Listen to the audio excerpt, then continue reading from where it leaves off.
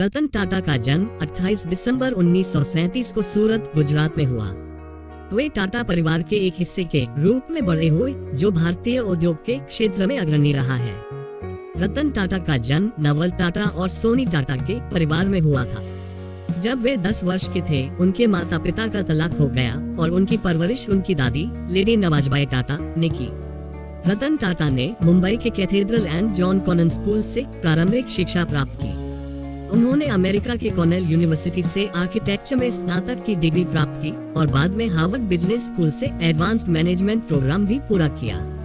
रतन टाटा ने 1991 में टाटा ग्रुप का नेतृत्व संभाला, जो उस समय मुश्किल दौर से गुजर रहा था। उनके नेतृत्व में टाटा ग्रुप ने 2000 के दशक में वैश्विक अधिग्रहणों के माध्यम से अपनी स्थिति मजबूत की।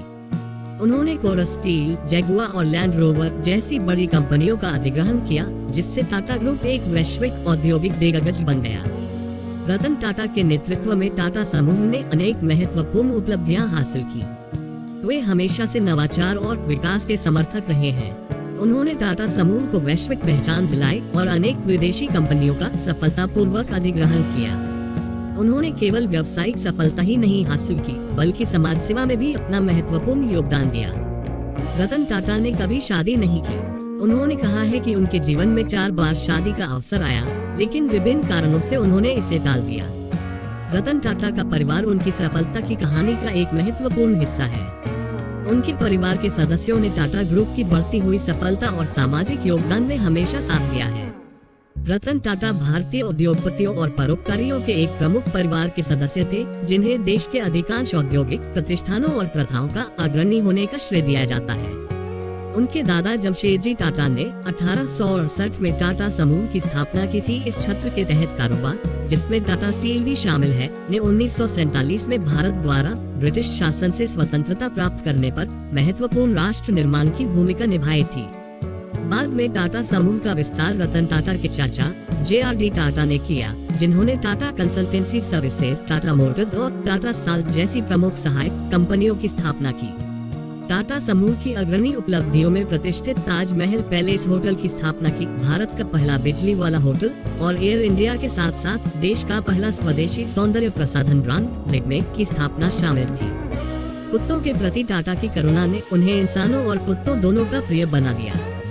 2018 में जब उन्हें वेल्स के राजकुमार चार्ल्स द्वारा आयोजित एक कार्यक्रम में लाइफ टाइम अचीवमेंट के लिए पुरस्कार मिलना था, तो टाटा ने कार्यक्रम से बाहर होने का फैसला किया, क्योंकि उनका पालतू कुत्ता बीमार पड़ गया था। एक दशक बाद वे टाटा इंडस्ट्रीज के अध्यक्ष बने और 1991 में वे अपने चाचा JRD टाटा के बाद टाटा समूह की मूल कंपनी टाटा सन्स के अध्यक्ष बने। उन्होंने सेवानिवृत्ति आयु नीति लागू करके, रिपोर्टिंग संरचनाओं में बदलाव करके और कुछ अधिकारियों को समाप्त करके सत्ता को मजबूत किया।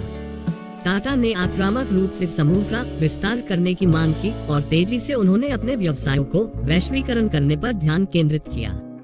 2000 में समूह ने लंदन स्थित टेटलिटी को $431.3 मिलियन में खरीदा और 2004 में इसने दक्षिण कोरिया की डेवू मोटर्स के ट्रक निर्माण कार्यों को $102 मिलियन में खरीदा।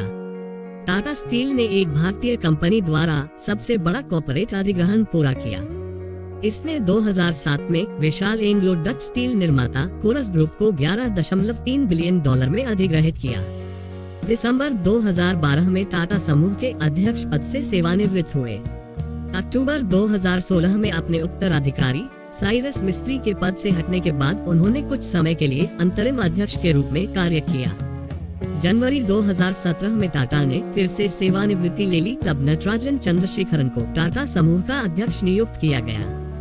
2008 में टाटा ने माइक्रोकार टाटा नैनो के विकास का नेतृत्व किया, जो एक छोटी रियर इंजन वाली पॉड के आकार की गाड़ी थी, जिसे दुनिया की सबसे सस्ती कार के रूप में विपणन किया गया था और औसत भारतीय उपभोक्ता की पहुंच में थी। हालांकि केवल 10 फीट से थोड़ा अधिक लंबा और लगभग 5 फीट चौड़ा अत्यधिक प्रशंसित पीपुल्स कार में 5 वयस्क बैठ सकते थे। टाटा के शब्दों में, यह भारत और विदेशों में लाखों मध्यम और निम्न आय वाले उपभोक्ताओं को सुरक्षित, सस्ती, सभी मौसम में परिवहन का साधन प्रदान करेगी।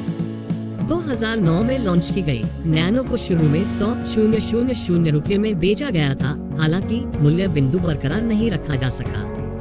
खराब बिक्री के बावजूद परियोजना के लिए कंपनी की प्रतिबद्धता के कारण नैनो का उत्पादन 1 दशक तक ही जारी रहा। टाटा पारसी नामक भारतीय समुदाय से थे, जो जोरास्ट्रियन धर्म के अनुयायी थे और अपने सार्वजनिक सेवा कार्यों के लिए जाने जाते थे। उन्हें उनके परोपकारी हितों के लिए बहुत सराहा गया, जिसमें शिक्षा, चिकित्सा और ग्रामीण विकास में अनुसंधान और सुधार का समर्थन करना शामिल था।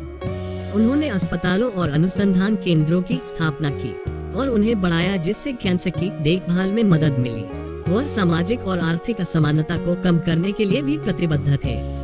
उदाहरण के लिए 2024 में टाटा समूह ने राज्य के लिए भारत की पहली स्वदेशी अर्धचालक विनिर्माण सुविधा बनाने की योजना की घोषणा की। इस निवेश से 25,000 से अधिक स्थानीय निवासियों के लिए रोजगार पैदा होगा।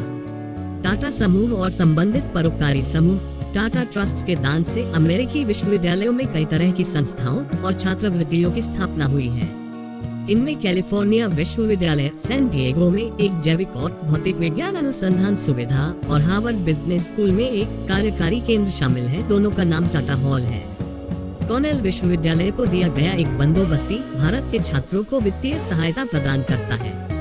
टाटा कंसल्टेंसी सर्विसेज द्वारा कार्नेगी मेलन विश्वविद्यालय को दिए गए दान से टाटा कंसल्टेंसी सर्विसेज हॉल का वित्त पोषण हुआ, जिसमें school of computer science, software research संस्थान और कुछ अन्य सुविधाएं हैं।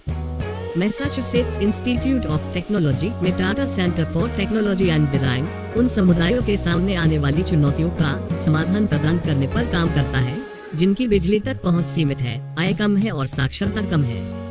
रतन टाटा ने अपने व्यावसायिक योगदान के साथ समाज सेवा के क्षेत्र में भी अभूतपूर्व काम किया। उन्होंने टाटा ट्रस्ट के माध्यम से शिक्षा, स्वास्थ्य और ग्रामीण विकास में योगदान दिया। उनके नेतृत्व में टाटा ट्रस्ट ने कई सामाजिक पहलें शुरू की, जिनमें शिक्षा और स्वास्थ्य सेवाएं प्रमुख थी। भारत के सबसे सम्मानित उद्योगपतियों में से एक रतन टाटा न केवल उनकी व्यावसायिक सफलता के लिए जाने जाते हैं, बल्कि उनके मानवीय कार्यों और दानवीरता के लिए भी पहचाने जाते हैं। इस ब्लॉग में हम रतन टाटा की कुल संपत्ति, उनके व्यापारिक साम्राज्य, उनके दान और समाज पर उनके प्रभाव के बारे में विस्तार से जानेंगे। जबकि रतन टाटा की व्यक्तिगत संपत्ति उतनी अधिक नहीं है जितनी अन्य प्रमुख उद्योगपतियों की होती है, टाटा ट्रस्ट के माध्यम से वह करोड़ों की संपत्ति को समाज सेवा में खर्च करते हैं। टाटा समूह का लगभग 66% मुनाफा टाटा ट्रस्ट के माध्यम से दान में दिया जाता है।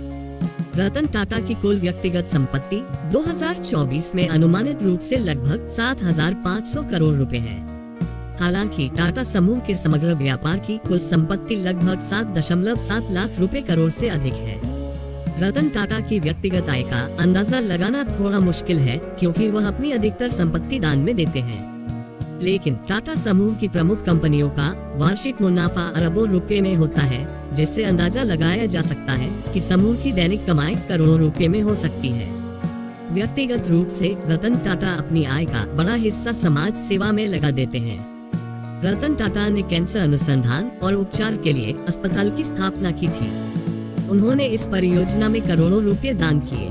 टाटा ट्रस्ट ने शिक्षा के क्षेत्र में विभिन्न परियोजनाओं के लिए वित्तीय सहायता दी है, जिसमें ग्रामीण क्षेत्रों के बच्चों के लिए स्कूल और छात्रवृत्ति कार्यक्रम शामिल हैं। रतन टाटा ने कोविड-19 महामारी के दौरान भारत के लिए भारी मात्रा में वित्तीय सहायता प्रदान की, जिसमें अस्पतालों के लिए चिकित्सा आपूर्ति और उपकरण शामिल थे। रतन टाटा की दानवीरता ने न केवल भारत में बल्कि दुनिया भर में समाज पर गहरा प्रभाव डाला है।